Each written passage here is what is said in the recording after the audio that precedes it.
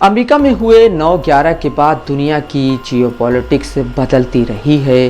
रूस पहली बार 2016 में ओपेक का सदस्य बना और दुनिया में $100 बिलियन का तेल गैस बेचने लगा, जो पहले $20 मिलियन का बेचता था।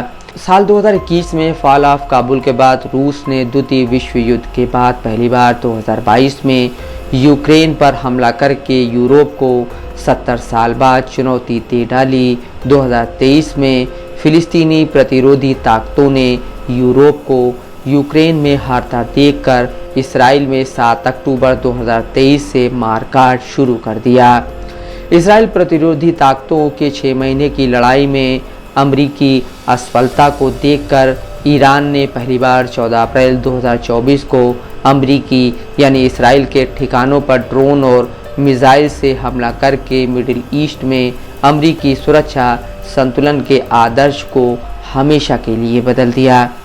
14 अप्रैल 2024 को अमरीकी यानी इसराइल के ठिकानों पर ईरानी हमला मिडिल ईस्ट में केवल एक और घटना नहीं है, बल्कि यह मिडिल ईस्ट में अमरीकी विदेश नीति की सबसे बड़ी हार है। इस ऐतिहासिक हमले ने ट्रंप के अब्राहम एकॉर्ड और जोसेफ बाइडेन के India middle east Europe economic corridor IMEC, जो अमेरिका की अरब जगत में आर्थिक तथा सुरक्षा देने का मुख्य उद्देश्य था, उसका जनाजा निकाल दिया। इसी हफ्ते तुर्की के राष्ट्रपति एर्दोगान द्वारा इराक तुर्की यूरोप के $17 बिलियन के रोड और रेल गलियारे की योजना ने अमेरिका के इराक में 20 साल के मारकाट की विदेश नीति का अंत कर दिया। अमेरिका के लिए अब वैश्विक मंच पर अपने सबसे मजबूत प्रतिद्वंदी चीन के बढ़ते प्रभाव का मुकाबला करना बहुत कठिन होगा, क्योंकि चीन वैश्विक स्तर पर अपनी आर्थिक और सैन्य शक्ति को मजबूत करने के लिए अरब जगत में अपनी नई पहचान ईरान सऊदी अरब में दोस्ती कराकर बना चुका है।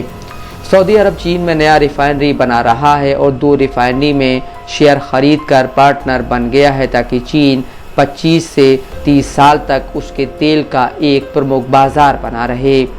जैसे जैसे अमेरिका संयुक्त राष्ट्र में फिलिस्तीन के खिलाफ वीटो कर मारकाट को बढ़ा रहा है, चीन चुपचाप अपने वैश्विक प्रभाव को बढ़ाता जा रहा है।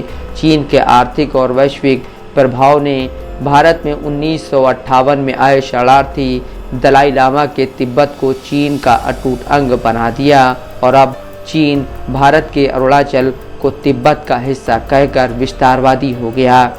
2020-21 में हांगकांग हमेशा के लिए चीन का अटूट अंग बन गया और अब ताइवान की बारी है।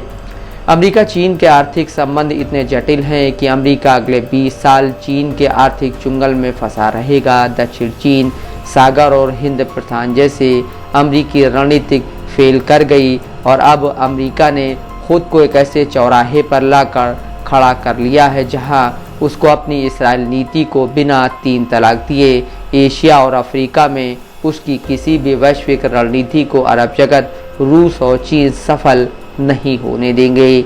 मोहम्मद सीमा अफजमन, दस्तक लाइव न्यूज़।